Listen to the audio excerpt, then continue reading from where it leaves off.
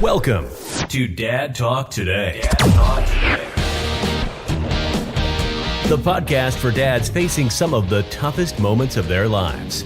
We are here to walk with men through divorce, keep them connected to their kids, help them understand their rights, and work for change in family law courts. Moms, you are always welcome too. We are all about advocating for shared parenting and doing what is best for our kids. Here is your host, Eric Carroll.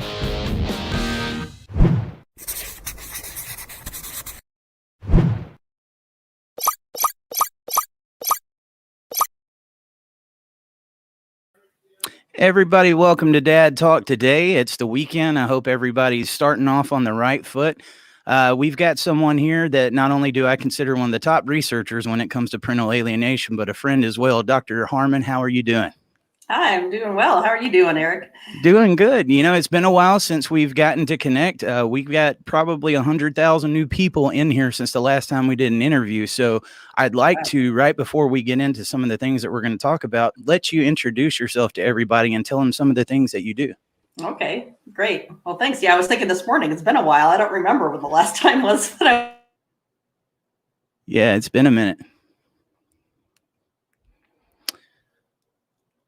I don't know if you guys are watching. I think Jennifer has paused up on the screen.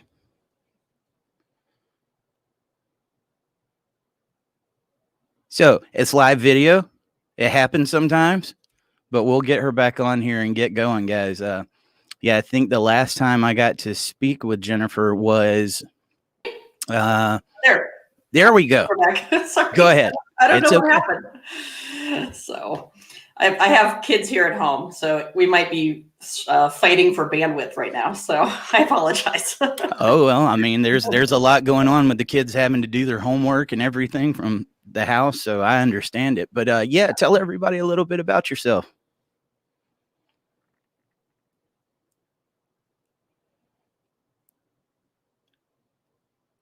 And it happened again. But it's okay, guys. We're going to make sure we get this out. Something doesn't want us getting this interview out. I can tell you, her research on parental alienation is probably some of the best that I've read. And when people ask me about an expert to get involved in a case or somebody that's really involved in this field of study, Jennifer is usually the number one person that I refer people to. I think the last time we had her on was Christmas of 2019. We know around Christmas, that's when a lot of the temporary restraining orders and stuff show up. There we go. I hear my kids coming out of their rooms too, so I think we're having. And it happened again. We're going to get it. Don't you guys go anywhere. We're going to get it. I promise. Can you hear me now, Jennifer? Everybody to turn off their computer here in my house. Okay. I don't know. So, all right. Third time's a charm. I emailed my husband for tech support, so we'll see. So, anyway, I don't want to say it a third time, but I'm a professor at Colorado State University. I've been there 15 years. I've spent probably the last 10 years studying alienation or parental alienation. I just got an award for the research that I'm doing on that. So I'm very excited about that. Yeah, and I've been kind of mostly just focusing on trying to understand this as a form of family violence and understanding how it affects children and parents.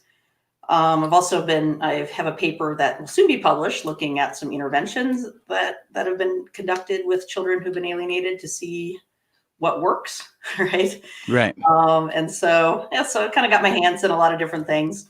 I've also was just recently elected to be president of the International Council on Shared Parenting. Awesome. And so I started that new role in February. So that's been a challenge. So that's kind of a new one for me. I've been having some different people that's reached out about the council. Can you tell us a little bit about what they're doing on that end? Yeah, so it's a relatively new council that was formed about 7 years ago, where there's a balance. You have to apply for membership. It's more of a you apply because you would like to contribute from a different sectors of people working in this area. So we have, for example, A third of our membership are scientists. A third of them are family practitioners, for example, mental health providers or attorneys or other people working with families. And then the other third are what we call civil society. So those would be advocates or parents or other people who are community organizers. So it's a nice balance. So it's a little bit different than other organizations in that sense, where we try to, we deliberately seek a balance so that we have people contributing from all sides to try to accomplish our initiatives and things. And so, and we have a lot of really, I think, exciting initiatives that we're working on. We have a new committee that's working in the Council of Europe to look at the rights of the child there. We're branching out and expanding membership to other countries. We just accepted a new member from Nepal. So we're trying to kind of really broaden and try to address shared parenting issues across the world, not just in the US and in Europe, which is where most of the work has been, right? We're really trying to broaden it and get more international reach. Well, and see, that's some of the misconception. I think I tell the audience this a lot, but people think this is just a United States problem. This is happening all over the world. Right. And it's interesting because when you look at some countries that have different law practices, like in Muslim law, in Iran, the courts usually give custody to fathers, not mothers. And so it's unequal in that sense there. So, International Council on Shared Parenting, we have an inclusion and diversity statement that we just put out because we recognize that legislation can affect many different identities, right? Sometimes gender in the US, it's mostly men who are differentially affected. But in other countries, it's other things, right? It could be other identities, it could be women are differentially affected. It could be sexual orientation. There's a lot of things that get in the way for people to have access to their children. So that is crazy. Now, Jennifer, correct me if I'm wrong. This was not originally the field of study you went to go through, wasn't it? It was your husband that was experiencing these issues, which made you get involved in that area. Yeah. Yeah. My husband, as well as a lot of other people around me, I think once you start, I don't know, maybe you reach an age when your friends start getting divorced. Right. And then you start seeing it happening to them. And then, when he was going through his divorce, his divorce was very different than mine. And I come across that a lot with other step parents where they say, geez, how come mine, when they compare the two, like, how come my ex gets along with me so much better than their ex, right? And then you start to realize that there's a name for what you're experiencing, which is, for some people, parental alienation. And I always get emails from people who maybe have seen my TED Talk that I've given on the topic, and they're like, I had no idea that what I was going through had a name, And so, so I think there's more awareness today than there was 10 years ago when I started this work, but there's still a long way to go because I think a lot of people just don't understand what it is, right? Or they understand the term, but they don't understand exactly, I think, what exactly makes something parental alienation versus something else. Yeah, so. Right. And I've seen a lot of back and forth on this about it shouldn't be called parental alienation. It should be called something else. And there's all these different terms. What do you think is causing that divide there? I mean, who cares what you call it? I think parental alienation is fitting, but we're showing the behaviors here, guys. Right. But it seems like there's a lot of emphasis on who's going to call it what. Right. Yeah. I mean, when you try to get arguing semantics, I think that's ridiculous. I mean, I think a lot of people don't want to call it parental alienation because there's people who detract from it or try to act like alienation doesn't exist. And they like to demonize whatever you call it. So whatever term you decide to call it, they're going to try to make it look like it's radioactive. And, and they, we could call it something else. We could call it chicken noodle soup and they'll make that radioactive, I mean, it's just, you could call it anything and it'll be like, oh, we can't call it that because there's a denial that it exists, right? Or that it's as big of a problem as it is. And so, and I think regardless of what you call it, you have children who are being hurt when their attachment to a parent is being undermined and they're being told that parent never loved them and abandoned them, even though it's not true. It doesn't matter what you call it. That the impact that that has on a child is so traumatic, and the losses that they experience are so substantial, and they reverberate their entire lives. Whatever name you call it, doesn't matter. That the outcome is horrible. That's right. And it's abuse. You know, I know Texas has got some legislation going now, HB 2153, I think, to have parental alienation classified as child abuse, which I think is definitely good steps in the right direction. And I hope we can keep getting the awareness out. But, you know, I've been doing a lot of legislative efforts here recently, trying to get some shared parenting going on. And it's the same thing in every state we go. Domestic violence shows up, saying you're going to be rewarding abusers. And it's the same spill every time. We see the same thing when it comes to parental alienation, where they claim this is just a term that's used to get the upper hand in family court. Have you seen a lot of that?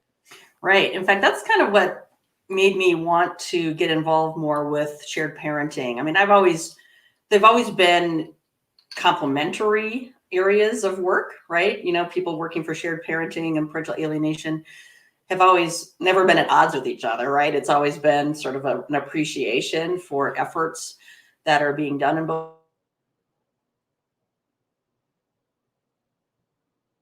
those right now in some parts.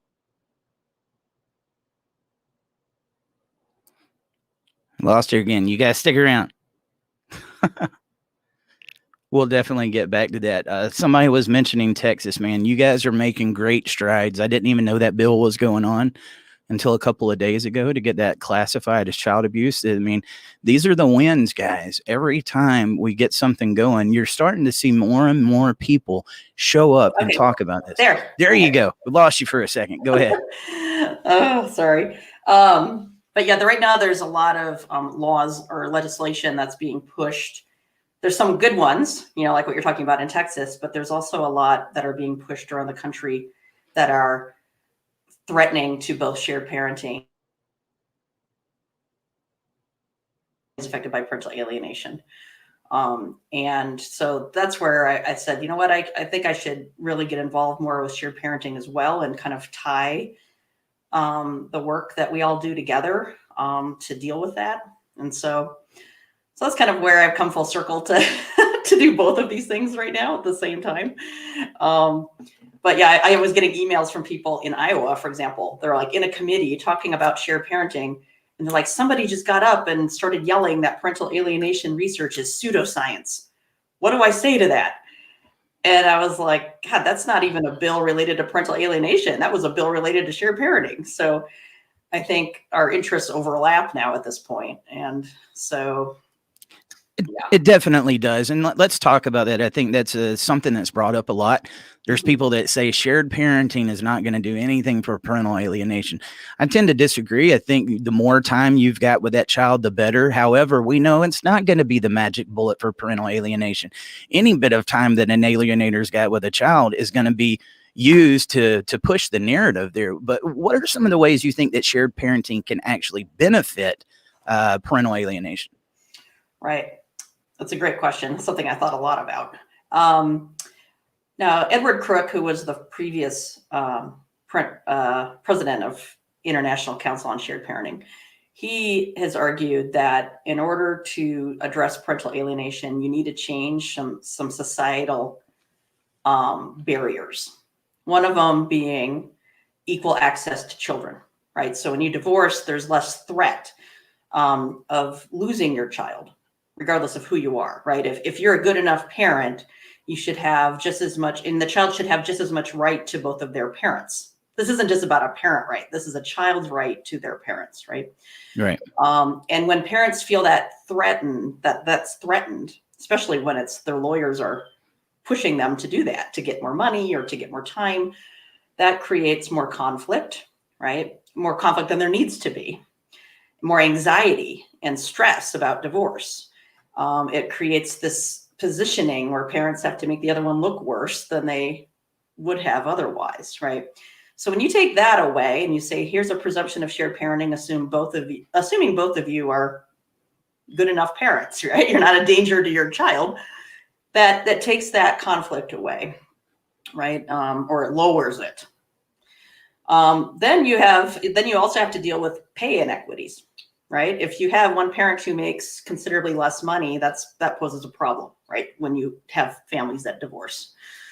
So you have inequalities in money, inequalities in custody arrangements. And when you can address those and get those kind of an equal standing, then it's easier to address the other problems of violence, right? Or family conflict and aggression.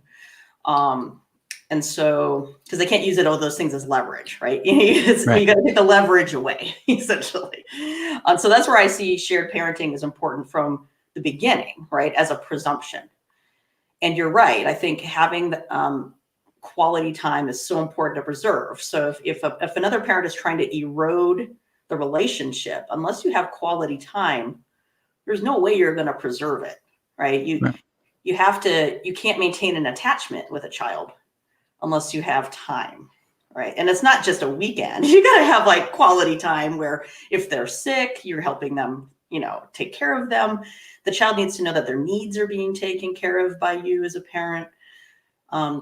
And it helps to counteract the narrative that the other parent might be trying to poison the child with, right? Right. And even then, if it's a alienator who's hell bent on really trying to destroy the relationship, it doesn't mean that quality time is always going to be great. It's not going to be quality, right? It's not going to be great time. It's going to be probably a living hell a lot of the times. However, it's still important time, right? Because the child still is having time away. Well, the parent might still be influencing them when they're with that parent, but they're having quality time that would at least buffer them a little bit, give them information that would hopefully counteract any misinformation that they've gotten. And also, I mean, where it becomes a problem is when it does become severe alienation, because that is child abuse and maltreatment. And it should be treated that way because the child has experienced a psychological split. They've come to hate part of themselves. They've lost whole family, extended family members. They've lost so many things because of the alienation that's very abusive. And in that case, shared parenting would not be ideal. You'd want to put the child in the care of the person who is the healthier parent, right? The one who's abusing them, right? So that's where now where you draw that line, we don't know yet. We don't even know that for child abuse. Like there is no bright line of when you say a child is being abused. Right. That's a problem in child protective services. Like it's sort of this gray line and there is no consensus, even in that area of work. And so, we can't hold that same standard to parental alienation. It requires to have a bright line where you draw the line of saying this is abuse, because that doesn't even exist in child protective services. So, unless you see like a bruise or something, but psychological abuse is different, right? Right. Maybe you can shine a light on this a little bit more. I thought it was brilliant. We did 2 seasons on television in Georgia last year. One of our episodes was with Dr. Burnett. It was right before him and Lorandos let their book out. And he had brought me some statistics and he was explaining it to me that I think it was like 200,000 parents in the United States are actually alienated. Others are experiencing alienation tendencies, and that there's different levels of parental alienation. Could you explain a little bit about what that means to the viewers? Mm-hmm. Yeah. Actually, I published a paper back in 2019 where we found using a national or a sample that was selected to be representative of the U.S. population. And based on the estimates from that, there's about 22 million adults who are unreciprocating targets of alienating behaviors. So this means like another parent is using alienating behaviors like gatekeeping and bad mouthing and multiple behaviors at a ratio of more than 2 to 1. So it's not like these parents are tit for tat, I do this, you do this. They're not just like going back and forth. It's one parent being the primary target. Usually one parent is doing at least 7 or more behaviors over a period of time against this parent, and the other parent is the target of it. And of those, we know that about 3.4 million children, at least, are moderately to severely alienated. This doesn't include the mild cases because the measure that we used only really kind of helped us really pull out the moderate cases. So these are cases where the kids are actively refusing contact. And even when they're with a parent, they do not enjoy their time with them, right? They kind of hide away in their room. They don't have dinner with them. They won't go on activities with them. They badmouth them to really severe where they don't want to see them at all, right? So, and that's assuming there aren't siblings. So it could be even more than that. So now 3.4 million children, that's more than 3 times the amount of number of kids who have autism in this country. So that's a lot of children. And that's just the US. And so, I mean, if we had money, I could do another survey like this in another country. It just costs a lot of money to get samples that are representative. You know, you have to, in order to be able to generalize. So there's a lot of families. And that estimation actually aligns with what other people have published too, like Bill Burnett. He's published papers using just kind of estimations based on how many people get divorced and how many of them are high conflict. And he comes to similar estimates. His are a little bit less, but in the same range, or in the same kind of ballpark range. So Gotcha. Uh-oh, you froze for me. Children, once they become like 18, 20 years old, that you see that alienation get worse and like you're almost crossing the line of no coming back. Yeah, I mean, we don't know a lot about how many kids figure it out, you know? Yeah. I don't know if anybody has seen the documentary, The NXIVM Cult. It's on Stars. It's great. It's a 4-part documentary about a sex cult, essentially. And I just watched it recently. And a lot of the behaviors that they talk about are very similar to what you see alienators use. And, you know, these are adults, you know, well-educated adults who get brainwashed and pulled into this cult. And it takes a lot to pull them out of it. A lot. So you can imagine for children who have been indoctrinated their whole lives and brainwashed, who are severely alienated, that in their alignment to a parent is so strong, and it's stronger than it would be to a cult leader because it's your parent, it's kin, right? It's your blood. Right.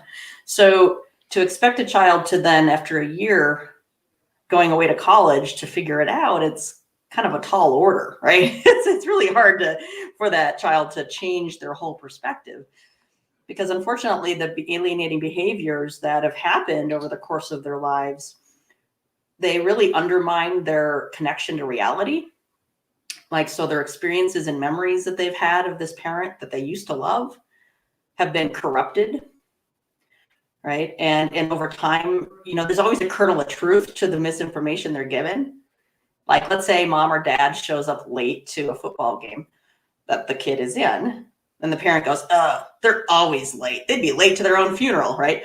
And so the kid remembers that. And then they remember, and they don't remember times when they were on time, right? They start to change their perception in a way that is warped. And so from then on, that's all they see, right? And so it's very subtle, but it lays the foundation of this really warped reality. And so it's hard to then go back and have the child change that entirely, right? You know, it's hard to change even people's attitudes about diet or exercise. Imagine having to change your whole perception of a parent, right? Or, you know, that's been accumulating over years, you know, so. You know, this is pure evil that we're talking about, and I know it's connected with mental health. But at the same time, for somebody that's been severely alienated, is there a chance to turn that around? And if there is, what are some of the methods that we could use? I know we mentioned time and shared parenting. What are some of the methods that could be used to try to get them back where they need to be? The answer to that really depends on how bad it's gotten and what's been tried in the past. So like you asked before about severity, not all kids, like if you think about it, 22 million parents are experiencing these behaviors, right? But not as many kids become alienated, which is good. So either the kids are somehow resilient, right?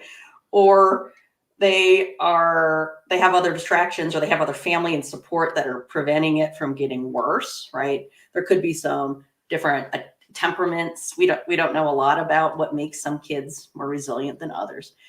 But when kids do become really alienated, when it gets really bad, the last case, worst case scenario, the last thing you try or you do is transfer of custody. You have to take them out of the care of the person who's abusing them and get them into a reunification type, not the traditional reunification therapy, because that's not really designed for alienation. You have to have people who've used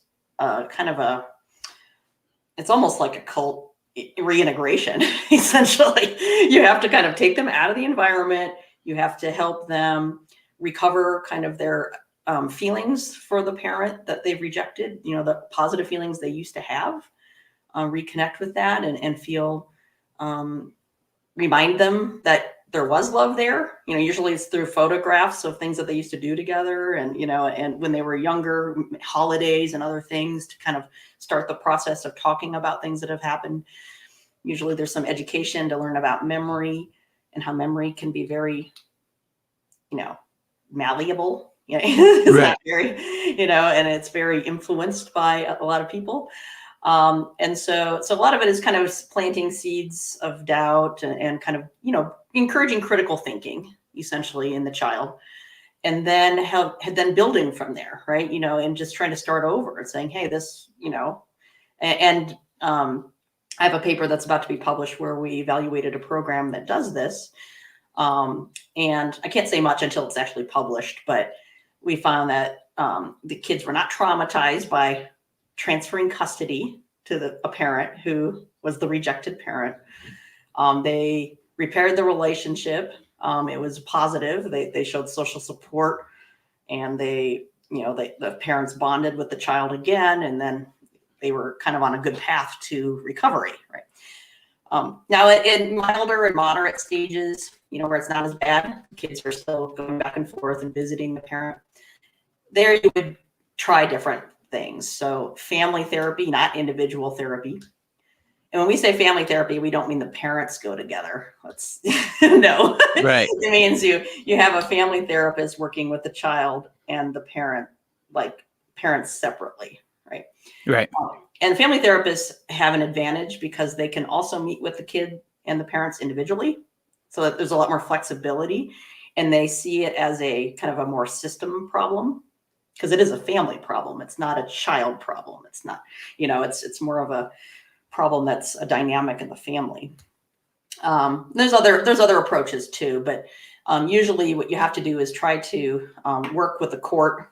You can't often do these things independently. You might have to have a GAL or that's trained in alienation or who understands alienation, work with the court and Right. work with mental health providers to coordinate services. There are some programs. There's actually one in Texas called Resetting the Family that's designed more for mild cases, mild and moderate. So trying to catch them earlier so they don't get very severe. And they do like psychoeducation. They try to teach the parents about better ways to stop alienating behaviors. If you've ever gone through a divorce education program that a lot of courts require, they say things like, don't talk bad about the other parent, let your kid have a picture in their room, but they don't teach parents about what to do when that's happening. Right? They don't teach you like how to handle it when it is happening. They just tell them what not to do rather than what to do. So, and I've seen that time and again. So I think, what has to happen now is kind of more skills training for parents on how to cope with that kind of thing. So. Right. And I think probably one of the number one things the viewers here are watching, if they've been through a family court, a lot of them, their savings, everything has been drained, and they don't have the money to hire a lot of this that would necessarily help in this case. Is there any resources out there for people that are struggling but they're fighting to see their children? Yeah. Well, there's been some really good, Amy Baker's published a few great books, Dr. Amy Baker, on self-help books on kind of how to take care of yourself, how to protect yourself. On her website, you can see them there. there's a new support group for alienated parents called Victim to Hero. They have a lot of good resources for parents. There's also a great one for adults who were alienated as children called the Heroes Circle. So it's a great place because we want to get those voices heard, right? For anybody who's been alienated to speak up and to talk, especially to go and talk to legislators and other people to say, look, this happened to me. You may not believe my parent, but you should believe me. It happened to me. So luckily there's a lot of groups forming and resources like that forming for parents. And that's new. That didn't happen like 10 years ago. There was nothing. So there's been a lot of changes, at least in that regard. So it's definitely happening. I see the awareness growing. 150 parents showed up in Texas the other day to support shared parenting. Well, it used to, if 10 people showed up, you had a good showing. So I definitely see it growing all across the country. Our message boards are lighting up right now. People that's got questions, guys, I'll get to a few of those in a minute, but I want to make sure I talk to Jennifer about one of the things that's going on. The more that we get that awareness and we get more research going out on this and it starts to grow, so does our opposition. There's going to be people on the other side of this that do not want this research getting out, that are going to paint it. They're going to have the smear campaigns. And I know recently there's been something similar with some of your research and with parental alienation. Could you tell everybody what's going on? Yeah, oh boy. So back in 2019, there was a paper published. It was a report published by Joan Meyer, who's a professor at George Washington University, and a team that where they reported that, and they stated in their paper that parental alienation is pseudoscientific. It's just a claim that abusive fathers make to get out of abuse claims, right? So if they're being accused of abuse, they go to court and say, I'm being alienated. That's what their argument was. And they presented results of a study that they conducted of, I think, close to 1,000 cases or so. I forget at this point, but and so they compared cases where there were just abuse claims and cases where there were alienation cases, but they didn't really define how they include what they called alienation cases. So it wasn't clear how they even defined what that was. And they also made the assumption that all allegations of alienation were false, right? Because even from the beginning, they said alienation is not real. Right? And they don't present, unfortunately, in their paper, any statistics. So you don't know how they calculated any other findings. So then they reported things like moms were more, higher likelihood of losing custody if dad said he was alienated and he was abusive, and that moms who were claiming abuse were not being credited with their abuse claims and were losing custody left and right, essentially. And then at the end of their paper, they said that there was a call to action and they needed to change laws, child abuse laws, based on this study. So I read this paper and I approached Dr. Demosthenes Larandos, who's an attorney and clinician or former he was a psychologist as well. Yep. And I said, have you read this paper? If this is true, that's horrible, right? And because nobody wants children to be abused, right? But it doesn't really match at all, like the research that I've read and done. And maybe we should verify this and see if this is true. And so we tried to contact her to ask her for her information that she didn't report in her paper, because we wanted to try to replicate what she did. Because as scientists, you should always try to replicate, right? Replication means you can trust it. If you do a study and you do it again and it doesn't play out, you have to say, maybe the study wasn't reliable, or the way that you measured it wasn't reliable. So we tried to do that. We tried to say, well, can we replicate what she did? She didn't give us the information that we requested. We had asked her for the search terms that she used for her study to get her cases. We asked her for not her data, but we just asked her for what cases did you actually look at when you did your study?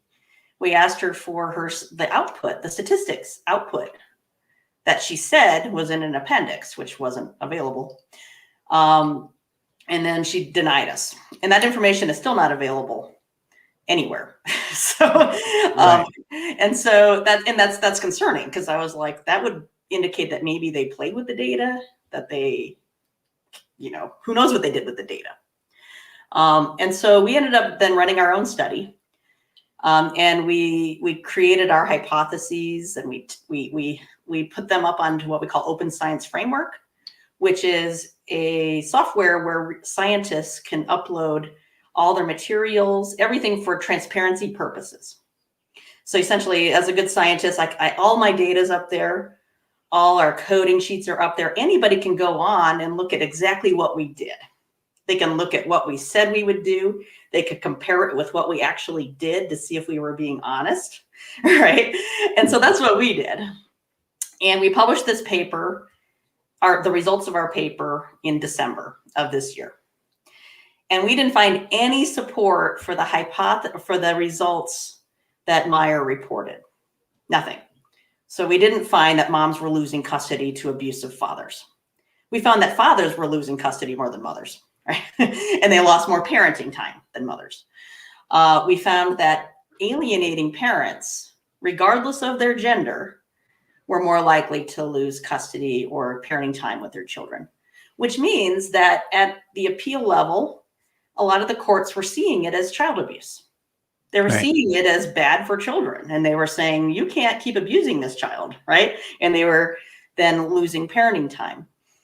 Now, these were probably very severe cases because they were at the appeal level, right? And so they had to have been pretty bad to go that far. And so, long story short, we didn't find any support for any of the findings that the Meyer team had published.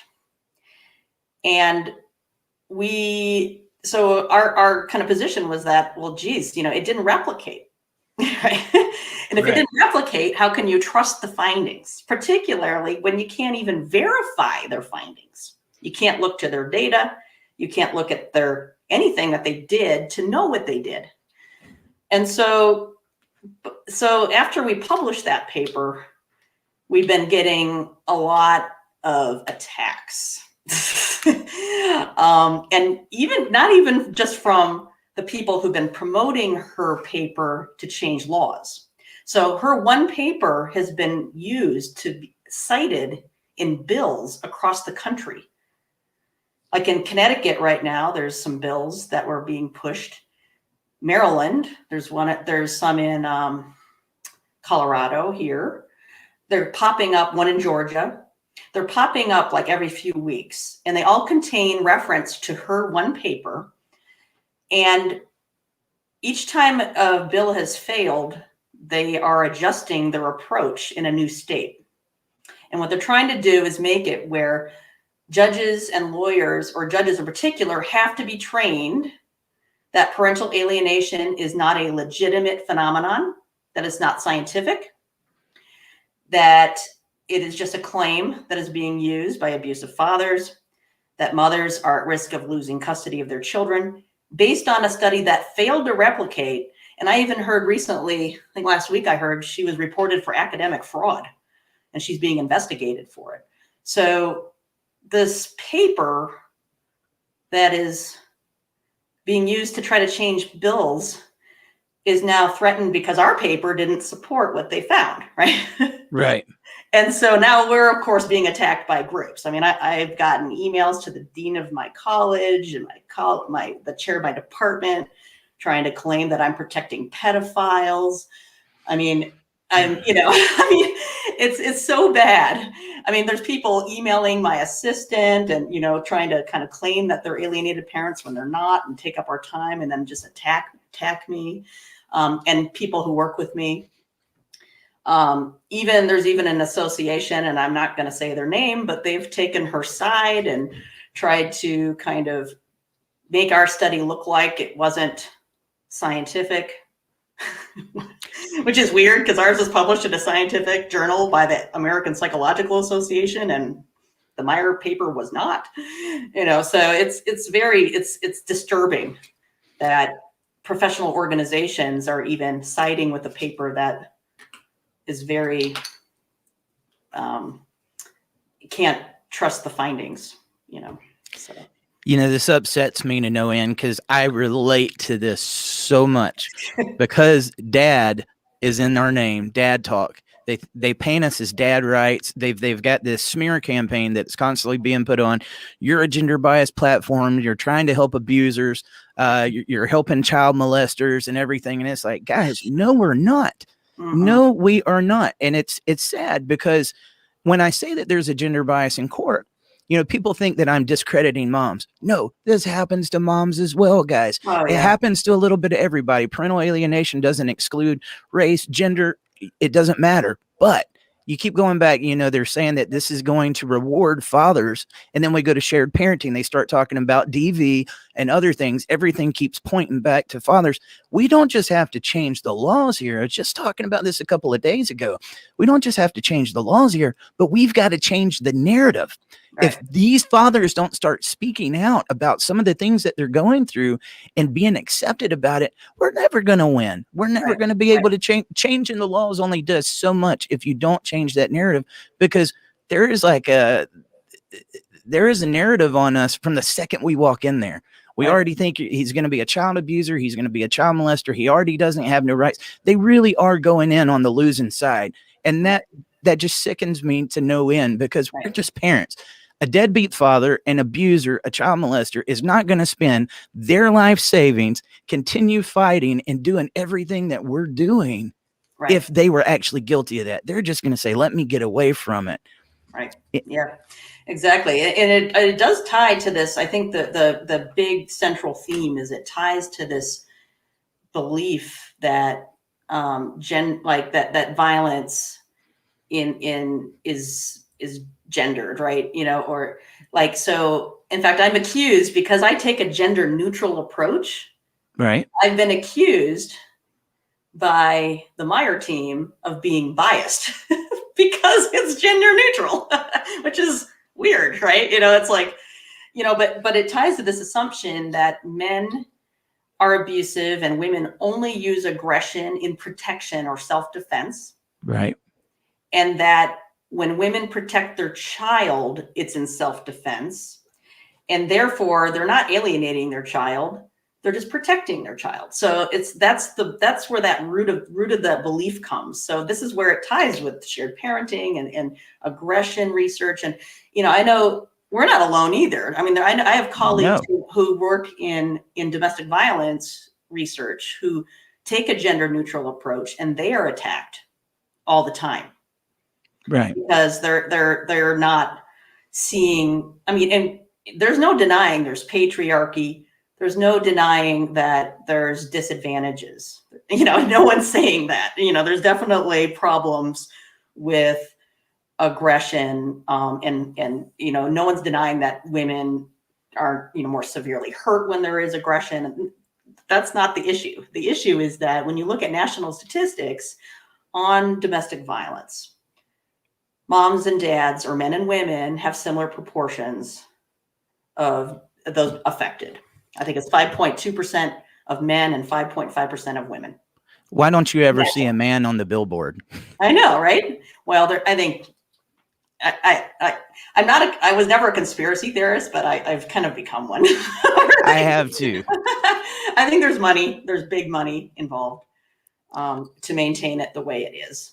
And let's be honest, mothers have that narrative that's painted against them too. If they don't get custody, they're looked at as the scum of society. You had to do something really bad to lose your child, because most of the time it's going to be against men. So if a mom's alienated, sometimes she faces it even worse than a father. Oh, absolutely. And I think sometimes in those cases too, the fathers who alienate are very, very persuasive and narcissistic, right? And they're very I always find them kind of scarier because they're very manipulative, and alienators are manipulative in general. But mothers in those situations, it's really hard. And it does in the U.S. society and in many societies, women, their identity is more closely tied to being a mother than fathers are. but that's changing. And I think that the reason that's changing is partially why we're also seeing some pushback, right? Because for a lot of women, if their identity is tied to being a mom and they risk losing that, then that poses a challenge to the only power they have in society. Right. Right. And so this is why when I go back to my argument with, or what Edward Crook is arguing, if women could have more money and equal pay and equal access to jobs, they have other outlets besides having to be just a mom. Right. You have to allow a place where they can go where they're equal and they're not, their whole identity isn't tied to just being that. The message is equality. Nobody, Right. You can't have equality if somebody has the majority. We've got to find a way to come. It's okay to talk about the certain issues that the genders are going through because there's different challenges with that. But Right. Until we change those narratives, guys, I think we're fighting a losing battle. I mean, men's got to start speaking up. For years, I think they've been told not to speak up. We can't do that anymore. I'm curious. How do you think this whole thing right here kind of fits in with the Duluth model? Great. Yeah, I'm glad you asked that because the book you mentioned earlier that Bill Burnett was talking about, I have a chapter in that book. It's called Parental Alienation, Science and Law. And in that, we adapted the Duluth model. There's a power and control wheel, that they use a lot, right? And one of the spokes on that wheel is using children, right? Yep. And in the domestic violence research, there's a lot of evidence that moms and dads use the children to keep the other parent in the relationship or to try to manipulate them so they don't leave, right? So they'll say, you'll never see your kid again. They'll turn the child against them and say horrible things and undermine that relationship even before they leave the relationship. But they'll threaten to hurt the child if they leave the relationship. And moms and dads both report that, who are victims of domestic violence. And what's interesting is that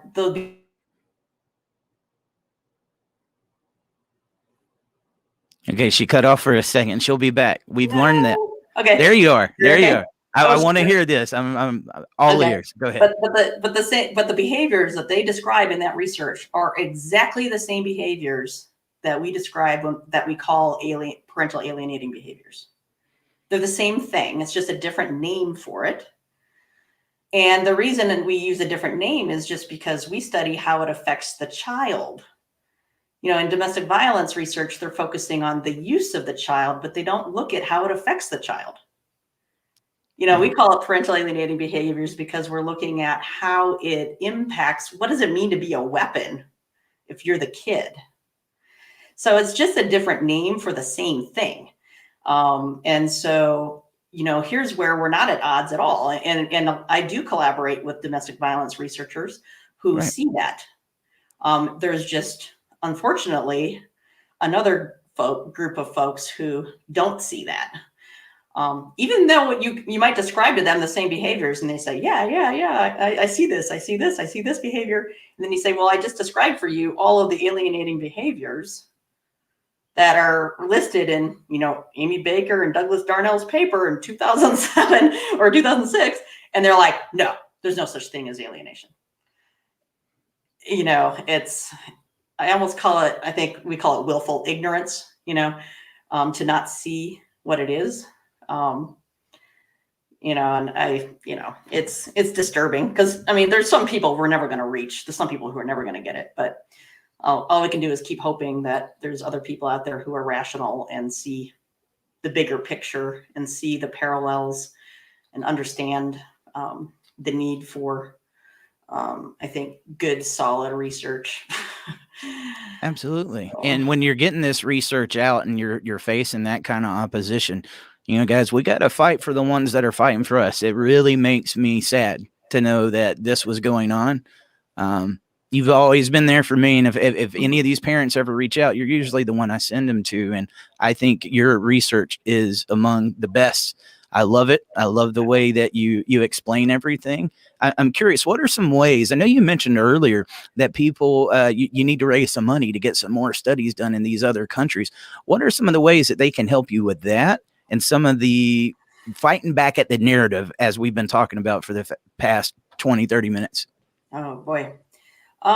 Well, I think right now there's a lot of bills that are being pushed out that are problematic in every state, and I've been working with some other organizations to help identify what those are. So we need people. We need soldiers who can go in there and testify, and we need people who can go in there and help, write to your legislators when we see that those are coming up, and speak out. And so, or if you have other skills, if you can write, or if you're good at writing letters to the editor of newspapers, if you're good at social media campaigning, we need skills like that.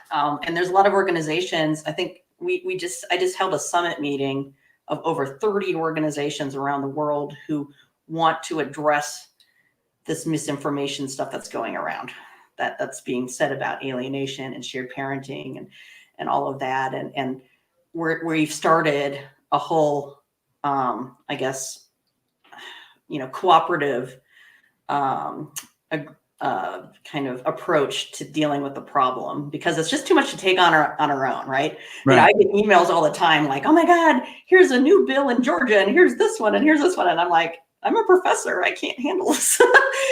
So we have to find a way to organize to address it, because I know that our detractors are doing that, and they're doing it really effectively. I think, yeah, they have done so good at keeping this image out there of what's going on. And it seems like without us having the awareness, it can just be swept under the rug. Right. Yeah, I mean, I think we need a lot more media exposure for what we're doing. A lot of the media doesn't want to touch it. I think it's because it makes them look like they're, that they're siding with, I don't know. We're portrayed as which is funny. It's funny. We're portrayed as the minority opinion, or that we're portrayed as these radicals, because that's what the opposition always does, right? That's how they win, is to make you look like you're in the minority, make you look like you're, you have this minority opinion and no one agrees with you. That's one of the first steps to try to isolate you. That's what abusers do, right? They isolate you, and that's what they're trying to do with a lot of us. And I think we need to stand up and say no, right? When you see that happening, when I see somebody making a comment about one of my colleagues, I step in and say, no, that's not true. That's right. And so, and it's sad, even seeing sometimes some professionals in my own field, like, say negative things that aren't even true, and I have to correct them. And I send them over. Like, I even got an email from someone recently, and they said, oh, well, you should do this and this and this. And I was like, I said, have you even looked at the Open Science Framework webpage where we have all that information? You can actually verify that none of that is true. That's been misinformation that you've been told about someone else, when you could have actually just looked yourself and found out. Right? So, I mean, I think it's important just to stay educated and all that. Yep. I know sometimes science is hard to understand. For people who aren't trained in science, it's hard to maybe read articles and understand what the statistics mean and things like that. And I would never fear about like reaching out to anybody if you want clarification on it. Anybody who's published anything, you can ask them. They'll be happy to explain it. If you need maybe explain it to a legislator, reach out to somebody who's published the paper, and they'll tell you. They'll be happy to explain it to you in a way that's easy to understand. I've been working to make a bunch of one-pagers, like kind of with a bunch of other people, to take research and translate it into really simple things that you can take with you to your legislators. We have 3 of them already. In fact, I can share it with you when we get off, and you can share it. Oh, yes. I'd love that. Yeah. And we're working on one for shared parenting right now. Bill Fabricius is helping us with that one. And Rick Warshaw has given us some information to put on that one. So we're trying to create these summaries for people to use that make it easier to translate science into stuff that you can actually use, to go and talk to the people about. Yeah. So. And that's important. I mean, you mentioned the different people that are reaching out and stuff like that. Having that summarized, easy to navigate page or description of what we're going through. I don't know if you can relate to this, Jennifer. I know you can. We get messages all day long, and when I get them, it's this long. And it's like, guys, if I sat there and watched every video and read every one of those messages, I never get anything done. You got to learn how to condense down that message where people can process it easy. Then if they need to know more, they can ask you some questions about it. So right. I definitely want to see that from you. And this is something I meant to mention earlier. You talk about media and awareness and making sure that we're getting the research out there. But you said that you was talking to some domestic violence groups and trying to work with them. I believe we should be working right alongside each other, because false allegations, this is the way I put it, false allegations have become such a huge thing inside of family court that it's becoming common, and it's taken away from the voice of the people that are actually victims. Right. We're on the same side here. Yeah, we're about to submit a paper, and I can't give away until it's published what we found, but we tested whether or not, because mostly we've been talking about, are the alienated parents the ones who are the abusers? Because that's what the detractors constantly say, that they're just saying they're alienated because they actually are abusers, when we don't find that. But then the question is, what about the alienators? Are they abusive in other ways? Have they had findings of abuse against them? Because that would actually lend support to the argument that these are abusive people who use their children as weapons. Right. And they are engaging in other types of abuse. And this is one of the other ways that they're abusing their child. And we tested that hypothesis out, and I can't tell you what we found, but so far that is kind of what we found. I'm not going to give you specifics, but it turns it on its head when you actually change the focus, which is what abusers do, right? They like to put the focus on everybody else.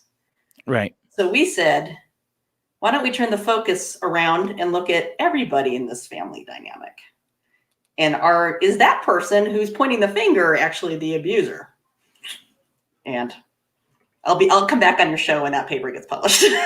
Okay. I'll be happy to share with you what we found. That's fine, Jennifer. I know you got to wait until that's released, but I tell you, it's getting so serious, and being in this field sometimes it's hard. I had I don't know if you've heard about this story. I had a father back in November that came on. I did a little Thanksgiving marathon for people that needed it. We knew that wasn't going to be a big rated show. I did it for people that needed it, that couldn't see their kids. John was an alienated father. He had been for 3 years, faced false allegations. They proved those allegations weren't true. He was exonerated last May, didn't have a meeting to when he could get his kids back until December. And then he was 2 months later going to get to see his kids for the first time. But he came on Thanksgiving to tell us, kind of what those emotions and everything that he was going through, being through that. And then February, when he was set to go pick up his kids, he was met by his father-in-law, who put 3 bullets in him and killed him. And the first time I met him, I'm standing over his casket in person. And I said, this is so serious. And if we, I'm afraid there's going to be more John Mast. I've heard of other people since then that have went through similar situations. I've seen it. There was a couple of weeks ago, a mother, when she was supposed to give the father back custody or to go give them to the kid, she killed all 3 of her kids. Yep. Oh yeah. Yeah. Here in Colorado, there was a case a year and a half ago where the dad had been found to have alienated his children, and he went home. He was supposed to transfer custody back to the mom, and he went home and shot their son and himself. And then there was an investigation done by the state legislator. This tells you what we're up against here. There was an investigation, and they determined, their conclusion was that, and recommendation was that they changed child abuse laws to include parental alienation. Yay! I was like, finally, they made that recommendation, and they were going to set up a task force to do that. So I emailed them and I said, hey, I live here in Colorado. I'm an expert on alienation. Here's a whole bunch of my articles that I published, and here's some that my colleagues have published. I'm happy to come and talk with you to help you. Yeah, I don't need to be part of it. But I'm happy to be a resource, and I can connect you with anybody else you want. I didn't hear back one word. No one wrote back to me. So then I found out that a task force was created, and 2 of the members were members of a local domestic violence group who's been trying to push legislation using Joan Meyer's report to say that parental alienation is pseudoscientific. It's just an allegation that abusive fathers use. Even though what's weird is in that particular case, it was an alienated mother. It was not a father. So then I had some colleagues who tried to go and attend one of the meetings and sit in on it because it was public. And they were told that if they even mentioned parental alienation, that they would be kicked off the call because it was not going to be productive for their redefinition of domestic violence. So it got kicked off the agenda, even though that's what the task force was set up to do in the first place. Right. And then 2 of the sitting members were people of this organization. They're not scientists, they're advocates. And then when my paper came out, the Larandos, Harmon and Larandos paper came out in 2020, where we kind of, didn't find any support for the findings of Joan Meyer and her colleagues. We sent that over to them and said, we see that you are using this as the basis for a lot of what you're proposing out of this task force. Here's a paper that actually shows that there's not any support for what they found. Would you please, could you please consider hearing from me or, talking with me, or I can come and give a presentation. And they finally responded, somebody from the task force, and said, thank you, we will take a look at this. And that was all I heard. That was it. It got dropped. And so people who are trying to even talk about alienation, even when it's been ordered by the state, are being shut out. And it's not even being used to influence policy. And to give you another example of what's been happening is then I was invited here to give a talk at a child support commission meeting. You might think, what does this have to do with child support? Well, a lot. Obviously for parents who are involved with their children are able to see them, they pay their child support on time, and there's a lot of things that factor into child support that are related to all of the things that we do. So I was invited to give a presentation there, and one of the people from that task force, another person who had actually emailed my college and tried to get me fired. She attended and tried to sabotage the meeting before I even could speak. Took up all the meeting time, tried to make it where I wasn't able to present, but they still gave me my full time anyway. And it was recorded. I think it's available on YouTube. But this person tried to sabotage it, and they wrote inside the notes that, I don't know what this has to do with child support. I'm going to log off and come back, trying to really undermine what I would have to say. And then afterwards, didn't even stay for the talk. And then afterwards wrote a nasty comment to the people on the committee, highlighting the work of Joan Meyer, but didn't even stay for what I had to say. So that's kind of what we're up against. I mean, people who are trying to even block scientists from talking about it in our committees in the state level. I think it's the saying that says, if you cut out a man's tongue, it's because you're afraid of what they got to say. Exactly. You're afraid it's going to go against your narrative. Right. Oh yeah. And sadly, I think, I've joked about this a couple times with Dr. Larandos. It's like, not saying that we're Copernicus or Galileo, but what we're experiencing is kind of like that. Like if you say that the earth revolves around the sun, back then they were labeled heretics, right? They were put in jail. They weren't allowed to talk, and it kind of feels like the people who are trying to silence the science to push an agenda. That's what's happening right now. Yeah, that's what the sad thing about the world right now. I believe we're so divided. Discussion has been lost. I've got my side, and then I ain't hearing anything that you got to say. Discussion is so important. And when we got stuff like that, it's like, no matter what you do, it's hard to break through that wall. And that, Well, even there's an same association that has taken the side of Joan Meyer. One of my colleagues invited several of the detractors out there to come to do a workshop with us to talk about, let's come to consensus. What do we mean by parental alienation? What can we agree on? What research do we need to come to agreement? right? Like, what more do we need so that Right. we can get on the same page and we're not constantly writing about how we don't have consensus? And the people that were invited said no. They wouldn't even participate in the conversation. So it's kind of like the critics who don't want to come to the table, they like to critique from afar, right? And not actually interact with the people who are trying to change things. And that's kind of what we're up against. And then we're labeled as minority opinions, even though we've made every attempt. I held a conference for the International Conference on Council on Shared Parenting. We had a conference in December, and the focus was on family violence and shared parenting, and trying to find some sort of way to kind of bridge the divide, right? Trying to understand how we can help promote shared parenting and know when the presumption is not met, right? So if there's violence, where is that? How do we show that? How do we screen families? How do we protect children from violence, but also protect the rights of the child to have a relationship with their parents? We had over 1,000 people attend that conference virtually from over 50 countries. And it was an amazing turnout. And we tried to invite a lot of people who don't share the opinions of the organization. We tried to reach out to get the people who've historically kind of been against shared parenting, who are the domestic violence folks, just to bring the table and talk about it, saying, what can we do? And it was amazing. Like, we either got no response from them, or we got threats saying that if we put them on or keep them on the program after they had agreed to do it, that they would sue us. It was crazy, how people responded, where they just said flat out, no, I'm not going to come to the table if any of these other people are on the talk or the panel.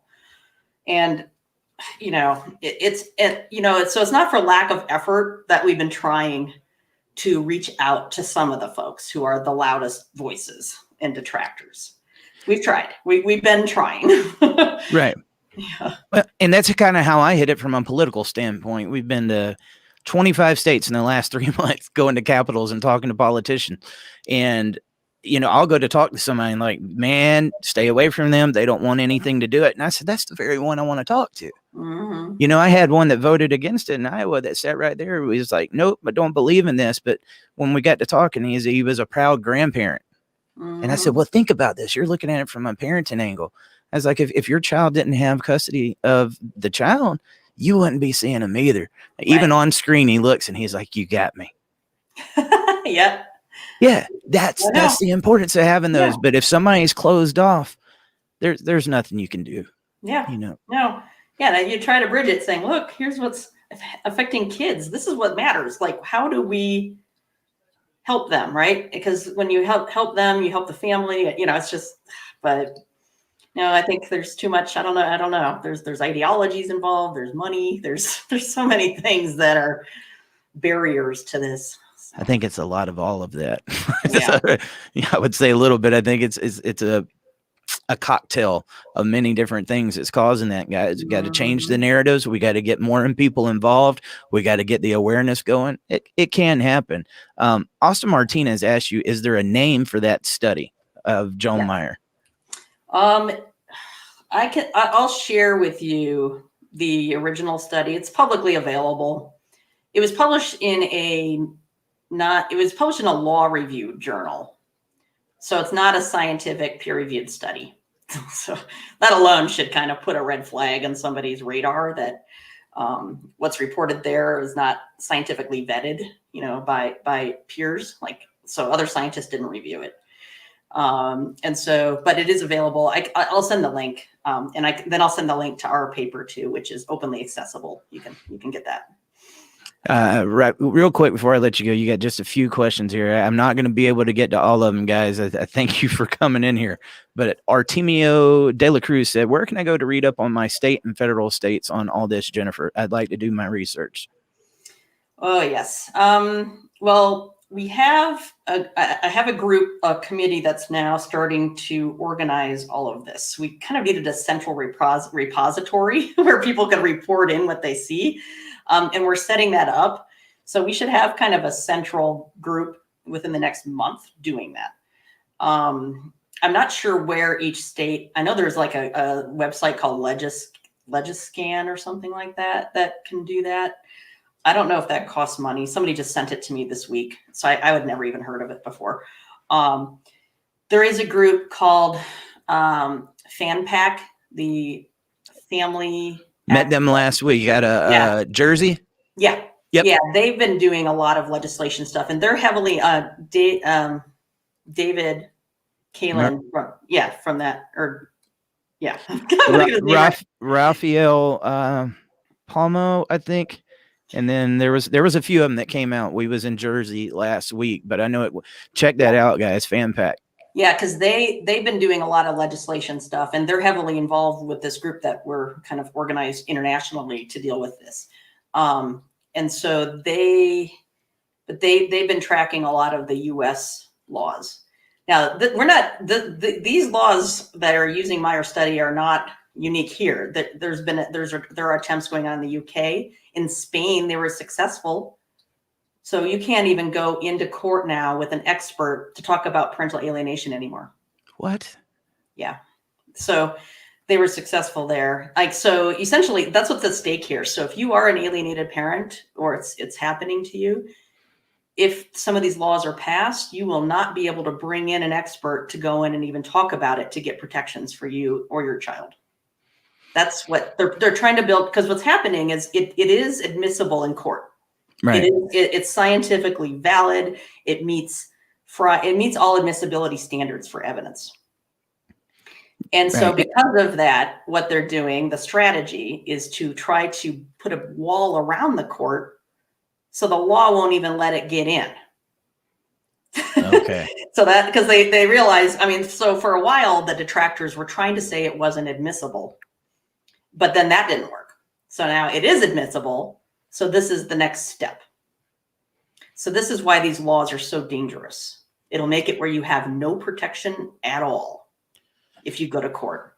So this is why it's right now is the time to act and get involved, because if you don't, you're in trouble. We're all in trouble. Any of that comes up, let us know. We'll make sure to blast it out there, because she's right, guys. A lot of times this stuff goes under the radar and you don't realize how it's going to affect you until it's too late. There was another group there in Texas I met the other day, Interference with Child Custody. They're the ones that's trying to get parental alienation listed as child abuse. I think they got a few different things. I hate naming groups because I leave out a bunch of them. We got a lot of advocates out there, guys, doing stuff, but that's one to definitely keep your eye on. James Fiegel said, how come alienation is not recognized to you therapists? I think he means by therapists. Mm-hmm. A lot of them aren't trained. We just did a survey of graduate training programs, and I have one of my students is writing it up, and almost none of them get it as part of their training. A lot of it is because, their professors have not been trained in it. They don't know it. Or they're members of associations who've historically denied it, right? Or they minimize it. They say it's not as impactful or as common. There's a position, for example, that when children resist contact, that there's other explanations for it, not just that parent, which is funny because that's the same argument that the lawyers for that sex cult I was talking about were trying to say. that the cult members were the Nexium cult. I wrote it down. Like that they were just as responsible for it and not blaming the cult leader, right? It's like, what? It's just, anyway, but and no one's ever saying that it's just the alienating parent. There's lots of things that factor into a child's rejection as well. There's the custodial arrangements and extended family, and it doesn't matter. The kids, if the child becomes alienated, you still have to affix the alienation because it's so damaging to them and it causes long-term consequences.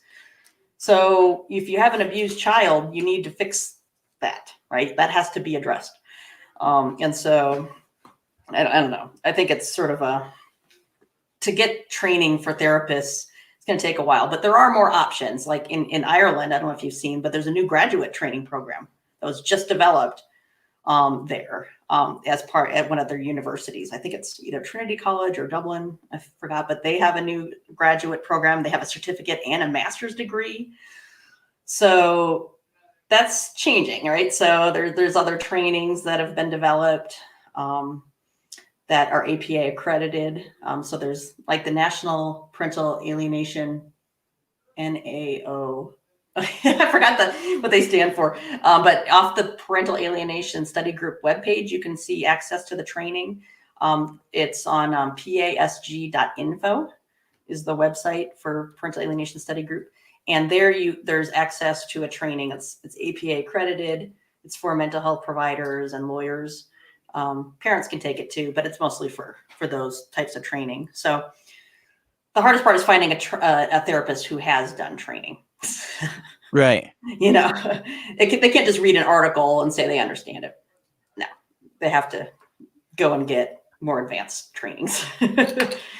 I'm glad you mentioned Ireland. We actually had some viewers in here that said hello from Ireland earlier, and I couldn't find the comments. I was going to pull them up. So, guys, there's you a little bit of information. You mentioned the PASG. Now, I want to say it was at one point in time, Dr. Burnett said about like 700 different experts that are working together worldwide on that. Yeah, I think we have over 1,000. I'm on the board of directors there too. Yeah, I mean, we have over 1,000 members. And we're always getting new. It's free. You can join, and there's lots of resources. We've been working on really beefing up the resources page, and so there's like annotated bibliographies of studies that have been published. So if you're, for example, like going to write something and you don't have access to the article, you can go there and see the summary of the article, Right. in very easy to understand language. There's other resources there, such as, frequently asked questions. And in fact, those one-pagers that I described for you that we created are there as well. So you can go to that page and find those and just download the PDF. And so, yeah, so that's and it's free to join that. And there's a newsletter that goes out with updates on what new studies and conferences are coming up. There's a conference coming up in Belgium this fall in September on being held on. I think they're focusing more on prevention and trying to prevent it from getting bad, alienation. And so that's kind of the focus of that particular conference. But yeah, there's some good resources on that website. Now, is that in person, or are they going to be doing that by Zoom? So far, they're planning in person. We'll see. I need to get a passport. Yeah. So far, it is. I mean, we'll see what happens in Europe, because I think they're on more of a tight lockdown than we are right now. Are they? Gotcha. I think they're rolling out vaccines a little slower, but that could change between now and September. But I think they're exploring a hybrid option. So if you can't be there, you can still attend remotely. I'd like to start getting to some of these other countries and putting a spotlight on as to what's going on, so everybody can see just how big this is. And I believe if all these countries band together, which you guys are doing with the PASG, the more we got, the better. We can do this together, because there's plenty of opposition against us. Jennifer, I have enjoyed this conversation so much, and everybody else has too, according to the feedback we're getting here right now. A lot of people are asking, how can they get in touch with you, and how can they follow what you got going on?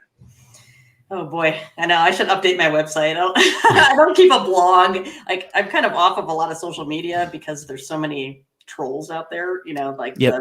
You know what I'm talking about. You need no more to explain. Okay, I get it. So bad. Oh God, just for my own sanity. It's like I need to, And it sucks so bad, because people say, just let it roll off your shoulder. When you're passionate and you work hard towards something and people come on there to criticize it, it's hard not to let it get to you. Yeah. So I understand why famous people get like PR people to manage all their stuff. Like, I'm not saying I'm famous, but I understand, like, you need to kind of get away from it, because it's painful to read, it's just, yeah. So, but I do appreciate, sometimes I get emails from parents who are like, thank you. And they're not asking for anything. They're just thanking me. And that always feels good, because it counterbalances the the crap, that we get. So I'm sure you get that too. It feels good. Oh yeah. So I don't know. I post, usually updates on research will go through the newsletter at Parental Alienation Study Group. We like to release those really quickly. I'll always post. I do have a Twitter account, so I try to only post or tweet things that are professional, like if it's a new paper, if it's something like that. I'm at Jill Harman. That's my handle on Twitter. Let's see what else. I'm on LinkedIn too, so you can find me there. I usually post any updates on research that I've done. Let's see. Yeah, the Parental Alienation Study Group is a good place. I know Victim to Heroes, the other kind of group, but they post a lot of updates and stuff on what people are doing, and I work closely with them. We'll probably, as an International Council on Shared Parenting, we don't have like a large public dissemination stuff, but a lot of our initiatives and things we will probably post on our website. Yeah, I think that's the best way. I mean, I have a website, jenniferjillharman.com. And that's just kind of a basic portal where you can reach me there. I sometimes also post information at my university website. That's a little slower to get updated because it's a university. but at Colorado State University, that's where I'm. I think there was a few people that asked about the website. It's not pasg.info. It's pasg.org, I do believe. Okay. No, I think it's info. But is it .info? Yeah. Okay, so they was right. I take that back. Yeah. Go sign up, guys. I probably get about 10 emails a day on what's going on there. It's a very active group, and I thank all of you for all of the amazing, hard work that you're putting into it and for putting up with that. Unfortunately, I guess that comes with the territory, but we the people can stand back up and fight alongside of you guys, and that's what we're planning on doing. So yeah, I hope it'll kind of, I think, the reason we're getting so much pushback at the moment is because we're making progress. So that's what I keep telling myself. So I'm hoping that that's true. It is. If they weren't doing that, then they don't fear you. Right. Right. There's a reason those walls are going up. There's a reason that they're pushing back. They're afraid you're going to make progress. And we see that. If you're not getting that, I don't think you're doing something right. Right. So like it comes with the territory, but we just got to stay vigilant, guys, getting out there, speaking with each other. And I appreciate the charge that all of you are leading over there. And I have so much respect for all of you. It's unbelievable. So, yeah.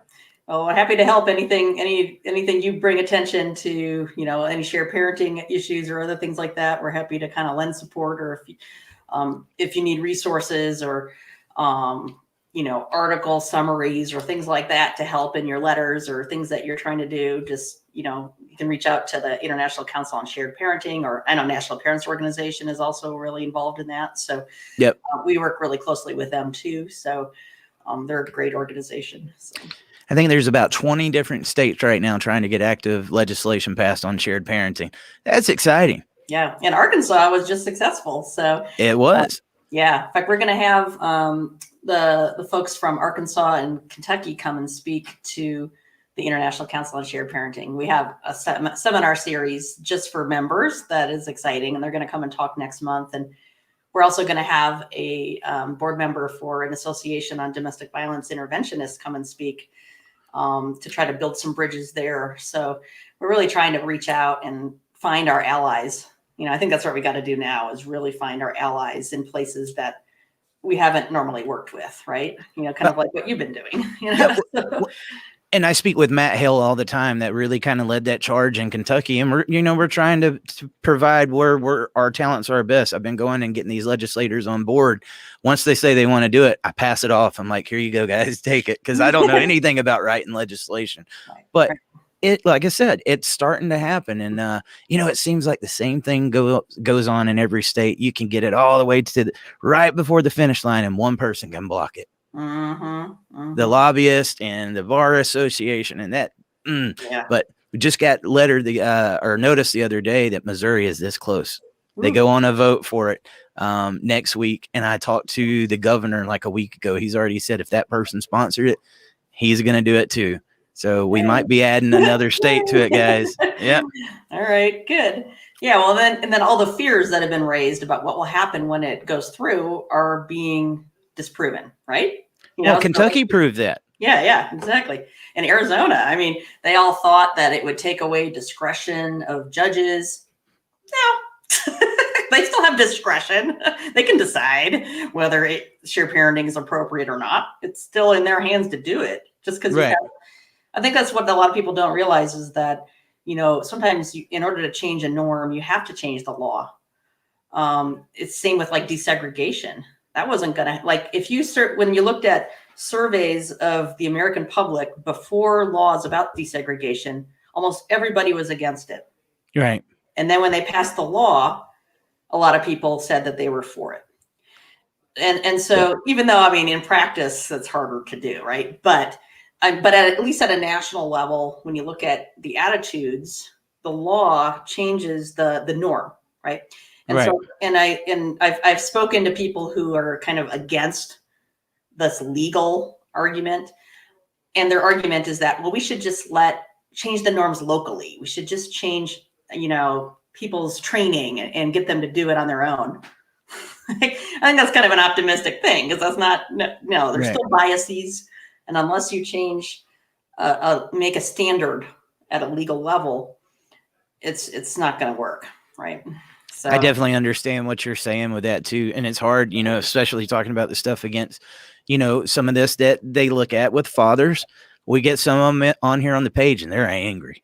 I'm like, guys, you can't do that, because that's what they're trying to say you are in the first place. Right. So we got to be careful of how we act. You're rightfully angry. We understand why it's going on, but I see what you're saying. I think if we can get some of these equality bills in there, that's just going to help all the way. And shared parenting is not the end of it. We still got a lot of work to do from there. Right. And if you have any moms out there, I'm, as president of ICSP, we're hoping to also branch out. I think sometimes people, because they assume it's all just a dad thing, it's not, right? And no, it's not. And so we need more moms to step up, or women to step up too, and to kind of, really speak up. Because I think sometimes even to reach mothers or other women, they have to hear it from women. Right. The people are more open to hearing it from someone who's a member of their own group. Right. I agree with that. And I think sometimes, like when they hear a father speak out, or when a father hears a mother speak out, it triggers them because of the person that they've been going through this with. It's like, guys, we're on the same team. One of the worst alienated parents I know just came out of the New York area, the Valva case. Her ex killed the kids, kind of like what you was talking about in Colorado, but he was a law enforcement. So she's had a hard time fighting back about that case. We've got to get these stories out there. And by doing what we're doing right now, that just, it fights back. So I'd love to I knew somebody was trying to compile a lot of those. I'd love to find somebody who'd be willing to go and try to scour the internet and other things to start keeping track, or at least start keeping track from today forward. We don't have a good sense of them, but they're coming up all the time. And we need to, I think, document that. I don't know if somebody has. If you have, please step forward. That'd be great to start kind of keeping a log of that. Especially ones that have been through the media. Usually if it's already been reported on, there's a little safety net where you can come in there and just report on what had already been reported. But when you got independent podcasters, everybody wants to get their story out. And I understand it. That's why you're here. Yeah. But there's a little bit of dangers to some of that, guys. So, I mean, if we can find these cases that have been reported on and get out there, I want to get them all out there. I really do. Yep. And having these groups is very important, because everybody can come in there and you're talking to people that know what you've been through. Right. Yeah, absolutely. Yeah, it's so important. You need the support, because especially if you are the targeted parent or the alienated parent, you need to hold yourself together, because like there's a very tragic kind of call that went out on the Parental Alienation Study Group. There's a discussion board. A teenager had reached out and had come to the realization that their family, their siblings had all been alienated, and that they were horrible to the other parent. Like they recognized that they essentially destroyed them, like with their behaviors that they felt responsible for. And so a therapist is trying to work with them to say, yes, you did those, but you weren't responsible, right? You were influenced to Right. feel this way. But the problem is the parent was so damaged by it, the kids could not be transferred to them. Like, so even though that would have been the appropriate thing, so they were still with the parent that had caused it. And the courts, so they were trying to find a way to now get the kids maybe to a grandparent or something, right? So if you are the parent, it's so hard because your kids oftentimes, in really severe cases, they're really awful, right? And you're so traumatized. In my paper that we published, we found almost half of parents had thought of suicide in the last year. Mandy Mathewson, she and her colleagues published a paper just last year showing that 23% of their sample had tried to kill themselves in the last year. So it's so important to get support, because if your kids do come around or you're able to get some help at some point, you need to be healthy when they're ready for you. It's so hard to do that, but it's so important to do it. Do we have any of those studies on veterans? No, we need some. Yeah, we do. I'd love to see if there's, I know that, if I have a student who alerted me to some grant funding possibly for veterans who've returned and are trying to reunify with their families. And I'd love to be able to write something about that reunification, but then if alienation is going on, especially for veterans. And I've talked to and worked with people who were in special forces and other things, and their veteran status and their positions in the military have been used against them. Absolutely. PTSD. It's almost, right. Very common. Some of these guys are coming back and their families then took off. Right. And now you're telling somebody that went and fought for their country that they can't even raise their kids. Oh yeah. Or they say that because you were in special forces, you have anger problems, even though that's like you wouldn't be in special forces if you had a anger management problem, right? But they would say that you're violent or you're, all these things, which feeds into already existing beliefs about men being more violent than women, right? And so, because that's what alienators often do, is they like to play off of stereotypes because it works to their advantage, right? They take any weakness they can and make it huge in order to maintain their control, because that's what motivates them, is power and control. Absolutely. So. Stereotypes and smear campaigns. Yep. Yeah. I've seen them.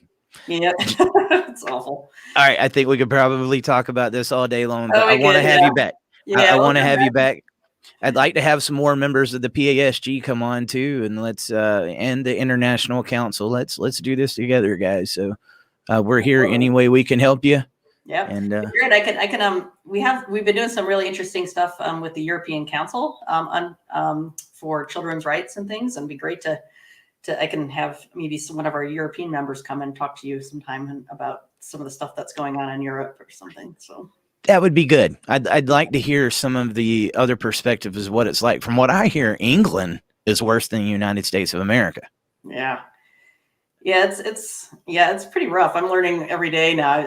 I'm speaking with more folks about like how even just their court system works. Like they can't even have a general expert come in and testify. You have to have somebody who, like, usually whenever I go and testify in a court, I don't speak to specifics of the case because I'm not a clinician.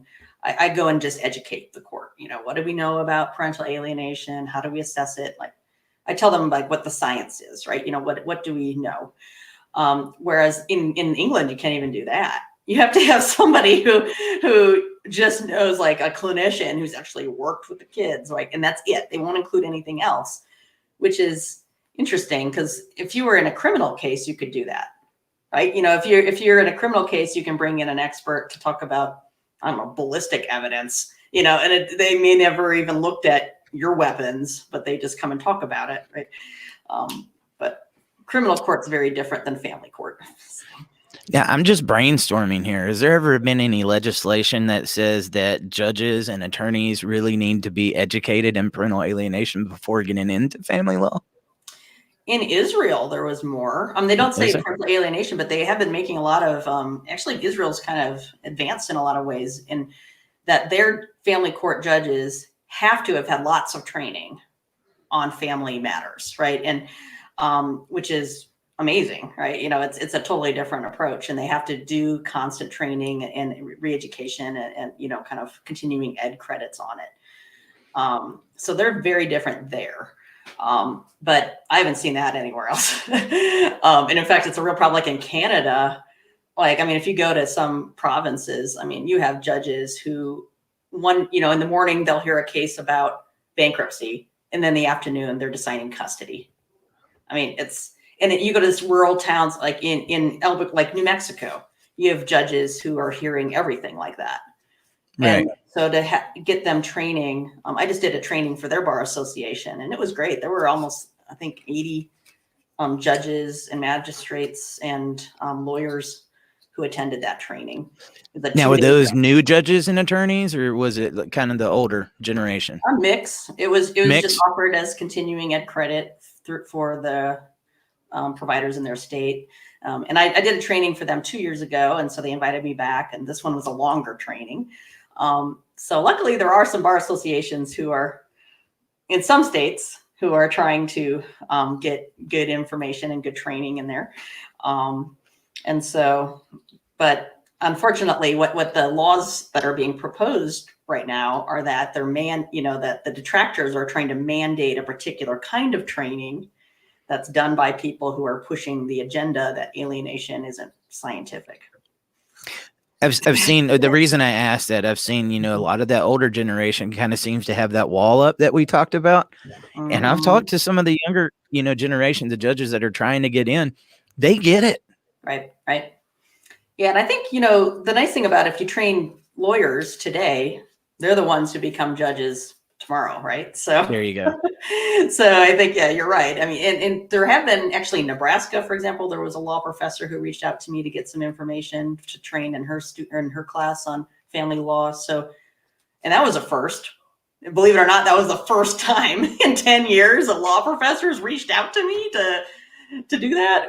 So I take that as a sign that maybe it's getting better, but it's kind of sad that it's taken that long for somebody to reach out. But anyway, it's pushing a boulder up a hill, right? You gotta keep doing it. Every win is a win. Yeah, and it gets you one step closer to it. I know there's people that when they're going through these situations, they want to see immediate results. And very rarely do we see that. This is a long marathon, guys, when it comes to advocacy, your personal situation. Right. So we need you to strap up and get in here and ride it along with us. Yeah, when you're in the middle of it, it feels impossible. But yeah, I can say that in the last few years, things have gotten a lot better, but there's a lot more pushback, right? Because of that. That's normal. The more you you have a norm here, the more you push up, the more resistance you're going to get pushing down. So, so it's time for us to push back. Yeah, 150 parents showing up in Texas gave me faith that I haven't had in a long time. Yeah, I think on Monday there was a big group that organized in front of the state capitol in Connecticut. It was either huge meet, outside, and they were protesting some of the legislation that's been going on there. So it's good. I'm glad people are getting out. Luckily, I think they said that was a group of, I don't know that it was that many out front, but it was a group of 20,000 parents that coordinated that in Connecticut. It's pretty big, guys. And that's, you see it from a distance and you're like, this is actually starting to happen. Now, it wasn't shared parenting, but it was still parental rights and people speaking up. Unfortunately, I think the bill still went through. Yeah. So, but I think they're going to fight it. And that's what you got to do. And I think I've always said, once it starts happening, you're going to see this thing start to sprout. I think for so long, there hasn't been as much movement and people kind of get their hopes up, especially they're waiting to see their children. They've spent all their money. They're just like, I can't do this anymore. I think that's why a lot of them are committing suicide. Unfortunately, guys, get in here. If there was ever a time to make it happen, right now is a time to make it happen. So yeah. And get support. Yeah. And like I do, if you start to feel overwhelmed, get off social media, get support someplace else, right? Take care of yourself. It's so hard. It's so hard, especially because what alienators do is they isolate you. That's what they do. That's what abusers do. that's using isolation is on the Duluth model, like the power and control wheel. Yep. They use isolation and they use intimidation and they use coercive control. They use all sorts of strategies that you're having to cope with. And unfortunately, I think this ties to the gender issue that, we could talk all day, Eric, but, but this ties to the gender issue about, I think a lot of men in general who are dealing with domestic violence or intimate partner violence, they don't like to see it that way, right? It's hard to admit to being the target of that kind of abuse. Right. And I know that a lot of times, people, I talk to survivors of abuse and they say, I like to call myself a survivor, but it's hard to call yourself a survivor if you're living through it today. You're not a survivor, you're surviving, right? There you go. Yep.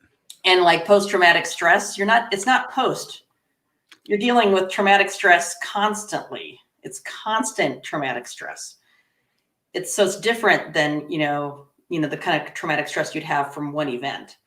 So your experience that you're having is more continuous and I would argue probably a lot more impactful, and we just don't know yet. I mean, I know in my research and others that if you're a targeted parent, you're more likely to have depression, anxiety, post-traumatic stress symptoms, and be suicidal.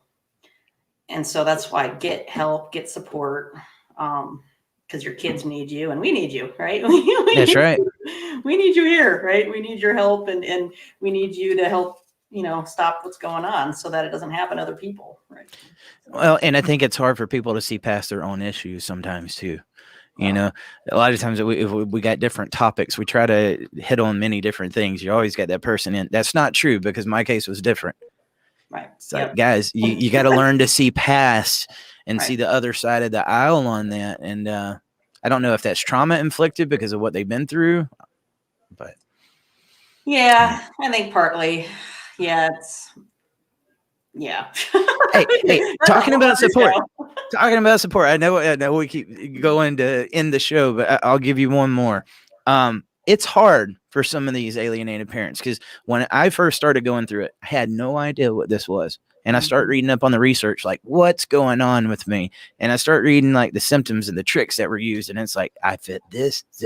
Oh God, you finally start to see the big picture of what's actually going on. And then you get in some of these groups. I hate to say it, Dr. Harman. The alienator always thinks they're a victim. Always. We've got a lot of them mixed in here. And we know hurt people hurt other people. I think it's very important to note, be careful of who you're getting that from. Because a good bit of the alienators are right in here disguised as the alienated. Oh, yeah. And even the group that I organized of like 30 organizations, I minimized it to just leaders of those organizations. Even then we found a mole. We found somebody who was taking what we were doing and spreading it to other people to try to use against us. I mean, it's bad.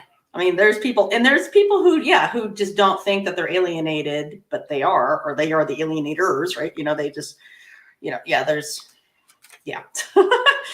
they're out there. Yeah. Do we know of many of the alienators that have came forth and realized what they were doing and now speak out about it? I actually met one in Texas last week. She was crying her eyes out. She said, I realized what I was doing. I woke up and she's like, it's hard to even ponder that I was this person at one point in time. And that had to be, that's a strong person to come out and admit that.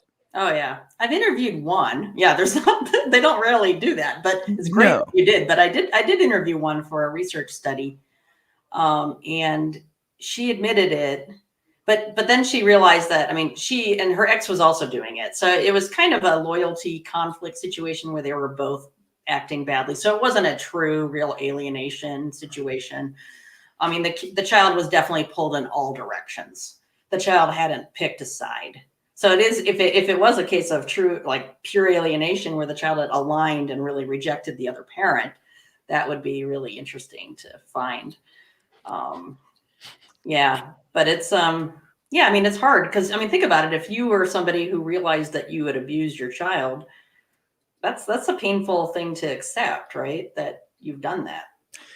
So. Well, do you see that some of these custodial parents might go by the system that's currently set up, the winner take all mentality, and they fight it and they win, and because of what they're doing, they think they're justified in that behavior? Wow, absolutely. Yeah. I mean, and like the third parties that reinforce it, like, oh yeah, you're right. You're just protecting your child, right? And those third parties don't know the whole story, or they don't even Enabling. Yeah. I mean, the institutions really, sadly, they can either help or really hurt, right? And so it's a matter of, this is why this problem is so complicated. You can educate people, you can change law, but then you have to change policies. You have to change the way the whole institution works. You have to change CPS. You have to change, I mean, because if they don't, abusive people will find, if one avenue isn't working, they'll find another one, right? So you have to stop the abuse, and you have to figure out it's coming at it from all directions. We got to change the way we engage in our relationships too. I tell these guys, if you're a mom or if you're a dad and you get with somebody and then they have a child and the other parent is not there, they just tell you they're a deadbeat, they weren't around. You better go find out what was going on. Yeah. Okay. You better go find out. Now, if you find out they're a deadbeat and they don't want to talk to you, then you know what? You're probably safe. But if that person comes back and I'm telling you, that is an image of who you could be in the future. Right. Yeah, I'm doing a study right now where we're surveying college students. So these are 18-year-olds who just left home. Okay, so and we're asking them about their parent relationships. And one of the questions is, describe your relationship with your mom or dad, or if it's the same sex relationship, like two moms, then they have to describe both of them. But whenever I just looked at the data recently just to see how many we have. And already I saw a couple people say, I don't know, my dad was never there. He abandoned us.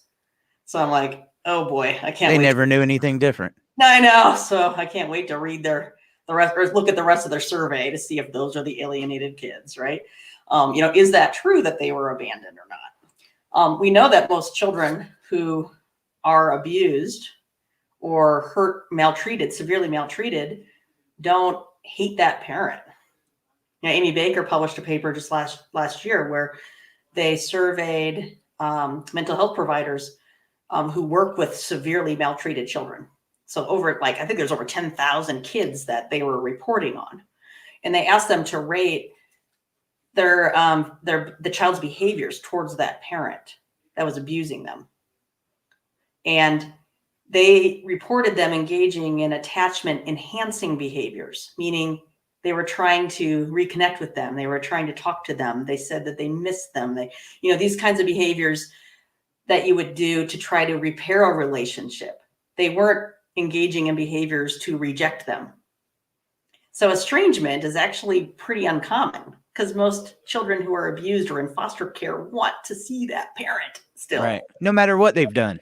Yeah. I hate to say it. I mean, I've seen some bad cases. They want to know their parent. Yeah, they want to know them, and and they have a right to know them if they're safe, right? As long as they're safe and things like that, protect them. But so that's where this is where I think that's the counterintuitive thing about alienation, is when you start to say, well, this parent didn't do anything wrong. Why is this kid hating them so much? And that's when you start to understand the process of brainwashing and all that other stuff, that it starts to make sense. Do you think an alienator with extreme narcissistic personalities has the ability to see what they're doing? Not when it's that extreme. No. I do know people who treat severe personality disorders.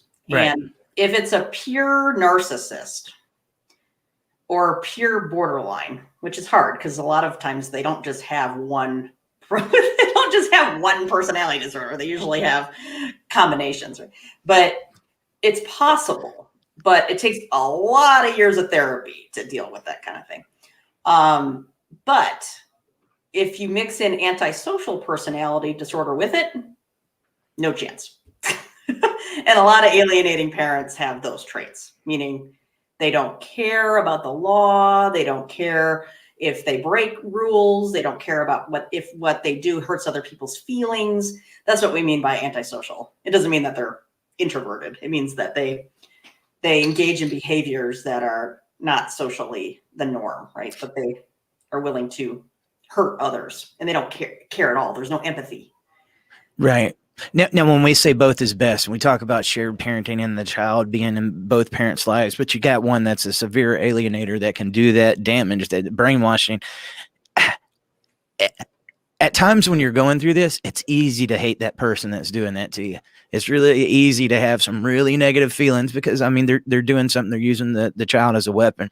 I'm curious, is there any solutions to how we can rehabilitate that parent that's doing those alienating behaviors and get them back into the life of child so we can practice both as best? Right. Well, what we could do is look to how CPS handles abusers, right? How do they handle sex abusers or parents who engage in really severe child abuse, psychological abuse? If we look at that success rate, that could tell you how successful this might be, right? And so, I'd like to think that there's a possibility, I don't like to think anybody's beyond redemption. Right. But, it depends how traumatized that person was. I mean, because people who abuse their children like that usually are hurting themselves. Like they have to be really damaged themselves. They have a history. So it's not that, oh my God, they're these horrible people. What they're doing is horrible, right? And they're doing it, and I think that's important. It might help understand, it's hard to have empathy for somebody who's hurting you and hurting your child, but to understand that person is really hurting and is really messed up and needs help, right? And I think if you can do that, it might help have some empathy. It doesn't mean you're excusing what they're doing at all, but then you can take a step back and say that this person really needs assistance to stop what they're doing. And then I don't know what that assistance might be. I mean, it might be that maybe you can never get to where you were. You can never get to what other healthy parents are able to do, but maybe your child can get to a point where they can eventually still have contact with that parent, right? And not be influenced by them. Maybe you could teach the child some critical thinking skills so that they can protect themselves from it while that other parent recovers, right? I don't know. I mean, I think you might have to do some, programming kind of like Duluth model, but do it for alienating parents, right? There you go. Something a bit more confrontive about why they're doing what they're doing, right? And deal with the personality disorders, deal with the, because I mean, in my research, we show that these parents operate just a lot like coercive controlling abusers or intimate terrorists or batterers. That's why the Duluth model fits, or the power and control wheel fits all the behaviors that these alienating parents do. It fits perfectly. And so the interventions that we use for those parents could potentially be adapted to work for these parents. I'm just brainstorming here. I'm just throwing stuff. Oh, no. And that's it. Hey, discussion, like we said. I've got to ask you this question because all right, I'm going to see if I can even read it out to you. Jennifer, have you done anything to follow up on the hard science of the psychoneuroendocrinology of hypocortisolism and harm from glucocorticoid neurotoxicity, especially imaging as an underlying basis for identification with the aggressor? I don't do neuropsych research. I collaborate with people who do, or social neuroscience. But I am working with, there's a colleague of mine who's in my department who's done a lot of work looking at the impact of stress and kind of the neuropsych response to trauma. And she's been looking at it from a perspective of children who've been deprived. Now we could think about alienated children as being deprived of a parent, right? And so she and I have been talking about ways we can collaborate because I think we have some mutual interests. And so I'd like to do that. I am doing a study right now where we're looking at ACEs, which is the adverse child experiences. And we are looking at that with college age children, or people who are 18, right? 18, we're looking at 18, 19. So they're young enough. And they're reflecting back on their adverse child experiences. And we're adding specific questions to get at alienation, because we want to then compare that to other ACEs outcomes.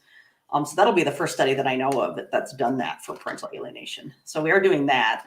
But I would like to do a neuropsych study with somebody who does that work, because I don't do that research, but it costs a lot of money. We do have a magnet here at my university where we can start to do some brain neuroimaging stuff, but it takes a lot of money to do that. So maybe we'll raise some money someday to do that kind of a study. But speaking on the adverse childhood experiences, have you seen any like life events that happens to somebody as a child that's almost always present in an alienator? Is there any, like, usually, I don't know how to ask it. I think you know what I'm saying. right. Certain ones that are almost always present. Well, no, I don't know. I mean, I think if they've seen it modeled for them, that's one of the biggest indicators, right? If they were alienated, chances are they either become an alienator or they become alienated themselves, right? Because we repeat the patterns we see that go before us. Right. And that's the intergenerational transmission of abuse. It depends on what type of alienating behaviors, right? So for parents who report false allegations of sex abuse or allegations of abuse, a lot of times they're oftentimes reliving their own abuse that they experienced. So that might be the triggering event that leads them to do that. Because it's an unresolved trauma from their own childhood. And so they're reliving it. So they think that they're going to be able to protect their child from this perceived abuser, even though they're projecting onto that person their own abuse, right? Their own need to protect. But not all, I mean, in the study that I published in December, not even half the cases of alienation that are seen at the appellate level have any allegations of abuse at all. Right. So that would only describe cases where there is an allegation of abuse that a parent continuously makes over and over again. And that's a small percentage of cases. That's not all of them. So I don't know if there's any one answer for that, but. Yeah. All right. I'm going to end it there. According to the comments, everybody would love to see you back. So maybe we can get you back on in a month or so if you'd be up for that. And I might have some more papers I could help report. I could report to you on some exciting new data and stuff that we've been finding. So, all right. Great. Well, everybody, thank you for tuning in. Jennifer, again, thank you so much for your hard work. And Rick, I love the work you're doing. Keep up the good work. Happy to support you too. So, all right. All right. We'll see you guys next time. Thank you for joining us tonight. We are fighting for the rights of parents worldwide. If you want to help support our podcast and for us to continue this mission, please join us at patreon.com/DadTalkToday. You will find us on Facebook, YouTube, Instagram, Twitter, CloutHub, Parler, iHeartRadio, Stitcher, Spotify, the podcast app, Google, Apple Podcasts. We're a little bit of everywhere. And guys, every time you like and subscribe, you help us continue this mission. Thank you, and we will see you next time.